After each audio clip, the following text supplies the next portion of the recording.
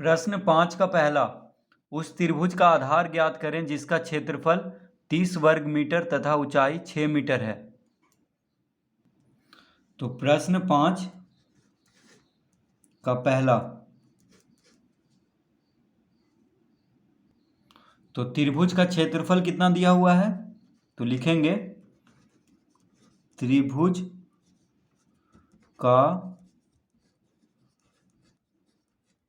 क्षेत्रफल, त्रिभुज का क्षेत्रफल दिया हुआ है 30 वर्ग मीटर, 30 वर्ग मीटर। ठीक है, त्रिभुज का क्षेत्रफल कितना दिया हुआ है, 30 वर्ग मीटर। अब हम जानते हैं कि त्रिभुज का क्षेत्रफल का सूत्र क्या होता है, 1/2 गुना आधार गुना ऊंचाई। तो 1/2 गुना आधार गुना ऊंचाई होता है त्रिभुज का क्षेत्रफल का सूत्र। तो 1/2 गुना आधार गुना ऊंचाई बराबर लिख देंगे 30 वर्ग मीटर। ठीक है, क्योंकि क्षेत्रफल दिया हुआ है 30 वर्ग मीटर। अब हमसे पूछ रहा है कि त्रिभुज का आधार ज्ञात करें, तो लिखेंगे 1/2 गुना आधार गुना ऊंचाई दिया हुआ है 6 मीटर। ठीक है, ऊंचाई कितना दिया हुआ है, 6 मीटर, तो 6 लिख लेंगे, बराबर यहाँ पे लिख लेंगे 30।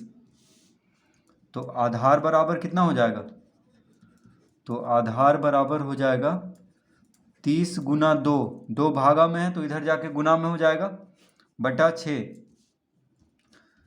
6 पचे 30, यानी 10 मीटर।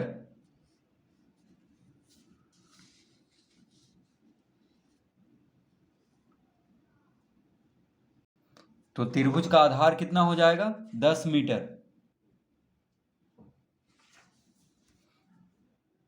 प्रश्न 5 का दूसरा, उस त्रिभुज का आधार क्या होगा जिसका क्षेत्रफल 200 वर्ग मीटर तथा शीर्षलंब 25 मीटर है। तो दूसरा, प्रश्न 5 का दूसरा क्या दिया हुआ है, त्रिभुज का क्षेत्रफल कितना दिया हुआ है, तो लिखेंगे त्रिभुज का क्षेत्रफल बराबर दिया हुआ है 200 वर्ग मीटर। कितना, 200 वर्ग मीटर। ठीक है, तो त्रिभुज का क्षेत्रफल का सूत्र क्या होता है, 1/2 गुना आधार, 1/2 गुना आधार गुना ऊंचाई, ये होता है सूत्र। तो 1/2 गुना आधार गुना ऊंचाई त्रिभुज का क्षेत्रफल का सूत्र होता है, तो बराबर लिख देंगे 200 वर्ग मीटर। ठीक है, अब हमें दिया हुआ है, क्या क्या दिया हुआ है, तो उस त्रिभुज का आधार क्या होगा जिसका क्षेत्रफल 200 वर्ग मीटर तथा शीर्षलंब। अब देखिए, आधार हमें निकालना है, शीर्षलंब, तो शीर्षलंब को ही ऊंचाई कहते हैं, तो ऊंचाई के जगह पे शीर्षलंब कितना दिया हुआ है, 25 मीटर। तो देखिए, ऊंचाई के जगह पे जो शीर्षलंब दिया हुआ है 25 मीटर, उसको लिख लेंगे, बराबर 200 लिख लेंगे।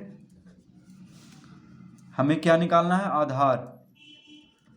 तो आधार बराबर क्या होता है, 200 गुना 2 बटा 25, 2 भागा में है तो इधर जाके गुना में हो जाएगा, 25 गुना में है तो भागा में हो जाएगा, बाएं से दाया जाके। तो 25 चौक 100 होता है, 25 अठी 200, यानी 8 दूना 16 मीटर। सब मीटर में है इसलिए ये भी मीटर में आएगा। तो आधार कितना हो गया, त्रिभुज का आधार बराबर 16 मीटर, इसका उत्तर।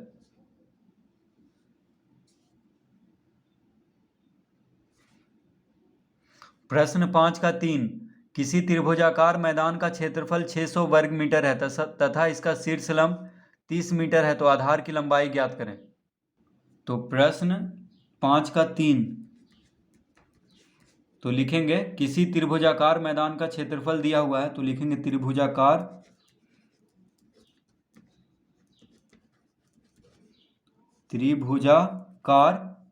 मैदान का क्षेत्रफल बराबर कितना दिया हुआ है 600 वर्ग मीटर, 600 वर्ग मीटर। तो त्रिभुजाकार मैदान का क्षेत्रफल 600 वर्ग मीटर दिया हुआ है। तो देखिए त्रिभुज जो होता है, ये त्रिभुजाकार मैदान जो है त्रिभुज के जैसा है। तो त्रिभुज का क्षेत्रफल का सूत्र क्या होता है 1/2 गुना आधार गुना ऊंचाई, ये होता है। तो त्रिभुजाकार मैदान का क्षेत्रफल की जगह पे ये सूत्र रख देंगे 1/2 गुना आधार गुना ऊंचाई बराबर कितना दिया हुआ है 600 वर्ग मीटर। अब हमें क्या क्या दिया हुआ है, आधार निकालना है, ठीक है। तो आधार को आधार ही लिख देंगे। ऊंचाई दिया हुआ है यानी शीर्षलम, शीर्षलम को ही ऊंचाई कहते हैं। तो शीर्षलम कितना दिया हुआ है 30 मीटर। तो ऊंचाई के जगह पे 30 लिख देंगे और बराबर 600। तो आधार बराबर हो जाएगा 600 गुना 2/30। 2 भागा में है तो 2 गुना में आ जाएगा, 30 गुना में है तो 30 भागा में हो जाएगा।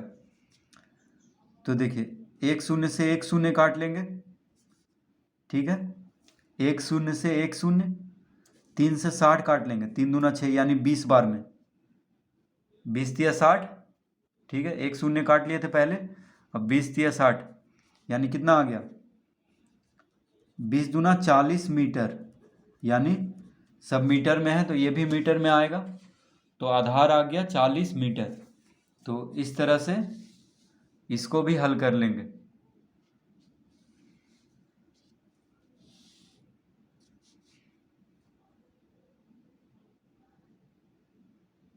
प्रश्न 6, उस समद्विबाहु समकोण त्रिभुज का क्षेत्रफल ज्ञात करें जिसकी बराबर भुजाओं में से एक भुजा की लंबाई निम्नलिखित है।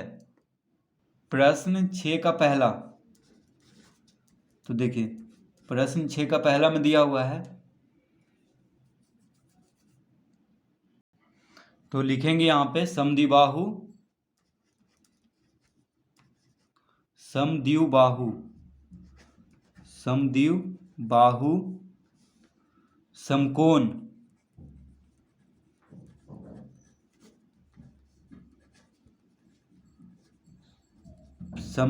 समकोण त्रिभुज का क्षेत्रफल बराबर क्या होता है, समद्विबाहु समकोण त्रिभुज का क्षेत्रफल बराबर, तो इसका सूत्र होता है 1/2 गुना बराबर भुजा का वर्ग बराबर भुजा का वर्ग, ठीक है। ये होता है सूत्र। देखिए समद्विबाहु समकोण त्रिभुज का क्षेत्रफल का सूत्र क्या होता है 1/2 गुना बराबर भुजा का वर्ग। तो ये सूत्र हमेशा याद करके रखना है, ठीक है। ये सब सूत्र जो भी है त्रिभुज का क्षेत्रफल का सूत्र हो, चाहे समद्विबाहु समकोण त्रिभुज का क्षेत्रफल का सूत्र हो। तो देखिए 1/2 गुना, अब दिया हुआ है यहाँ पे कि समद्विबाहु समकोण त्रिभुज का क्षेत्रफल ज्ञात करें जिसका बराबर भुजाओं में से एक भुजा की लंबाई कितना है, पहला में 5 मीटर। तो देखिए 5 का वर्ग बराबर भुजा का वर्ग, तो बराबर भुजा दिया हुआ है पहला में, प्रश्न 6 का पहला में 5 मीटर। तो 5 का वर्ग कर देंगे यानी कितना आ जाएगा, तो 5 का वर्ग क्या होता है 25, यानी 25/2। तो 25/2, 25 को 2 से भाग देंगे यानी 12.5।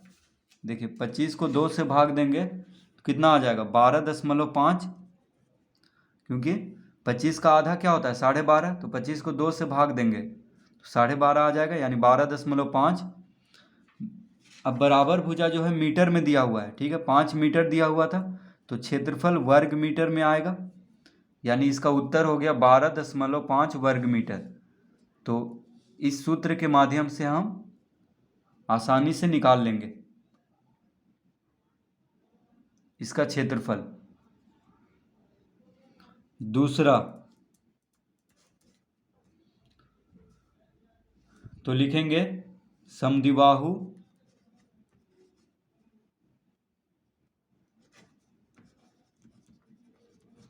समद्विबाहु, तो समद्विबाहु समकोण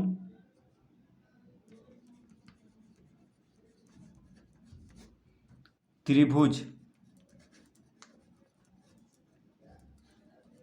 समद्विबाहु समकोण त्रिभुज का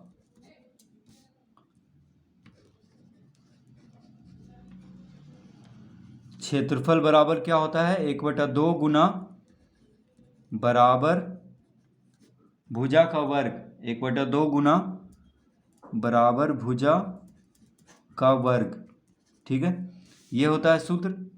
तो इसी पे हम बैठा देंगे, यानी 1/2 गुना बराबर भुजा कितना दिया हुआ है दूसरा में 3.4 मीटर, तो 3.4 का वर्ग, यानी इसको इस तरह लिख सकते हैं। देखिए 1/2 गुना 3.4 गुना 3.4, ठीक है।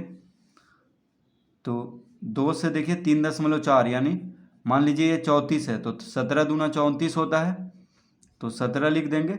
बीच में दशमलव है तो यहाँ पे दशमलव दे देंगे, यानी कितना आ गया। अब इसको गुना कर देते हैं, तो 17 चौक 68, हाथ में रहा 6, 17 तिया 51, 6 57, कितना आ जाएगा 57, यानी 578 आ गया 17 गुना 34 करने पे। लेकिन दशमलव है दोनों में, दशमलव के बाद एक अंक है, दशमलव के बाद एक अंक है, तो यहाँ पे दशमलव के बाद 2 अंक होना चाहिए, यानी 5.78 दोनों मीटर में है तो वर्ग मीटर में आएगा। तो समद्विबाहु समकोण त्रिभुज का क्षेत्रफल बराबर क्या हो जाएगा 5.78 वर्ग मीटर।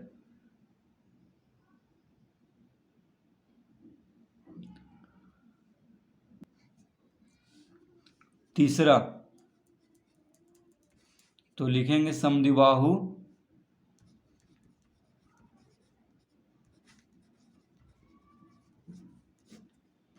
समकोण त्रिभुज, समद्विबाहु समकोण त्रिभुज का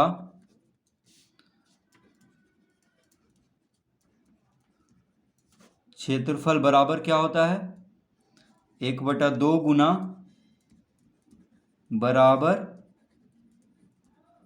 भुजा का वर्ग, ये होता है 1/2 गुना बराबर भुजा का वर्ग। तो देखिए 1/2 गुना,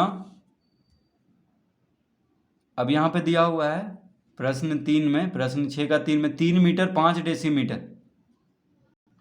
तो 3 मीटर 5 डेसीमीटर दिया हुआ है। देखिए क्या दिया हुआ है 3 मीटर 5 डेसीमीटर, तो हम जानते हैं कि 1 मीटर में 10 डेसीमीटर होता है, में 10 डेसीमीटर होता है, ठीक है। तो 3 मीटर 5 डेसीमीटर में कितना डेसीमीटर हो जाएगा 1 मीटर में 10 डेसीमीटर, तो 3 मीटर में 30 डेसीमीटर हो जाएगा। तो 30 डेसीमीटर जोड़ 5 डेसीमीटर, देखिए 3 मीटर को हम डेसीमीटर में पहले बदल लेंगे, तो 1 मीटर में 10 डेसीमीटर, तो 3 मीटर में 10 या 30 डेसीमीटर, और 30 जोड़ 5 कितना हो जाएगा 35 डेसीमीटर, कितना हो जाएगा 35 डेसीमीटर। तो हम यहाँ पे लिख देंगे 1/2 गुना 35 का वर्ग, 35 का वर्ग, ठीक है। और हम डेसीमीटर में बदल लिए हैं इसको, तो वर्ग डेसीमीटर में आएगा क्षेत्रफल, तो हम इस तरफ लिख देंगे वर्ग डेसीमीटर।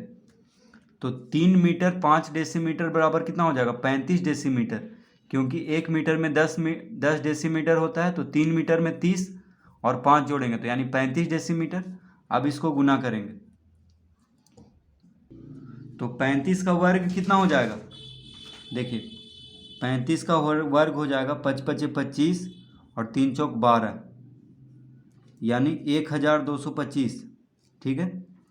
1225 हो जाएगा। देखिए 35 का वर्ग, 35 गुना 35 करेंगे तो 5 5 25, 5 या 15 2 17, 5 या 15, 3 3 9 1 10, 5 7 5 12, 1 1 2, यानी 1225, ठीक है।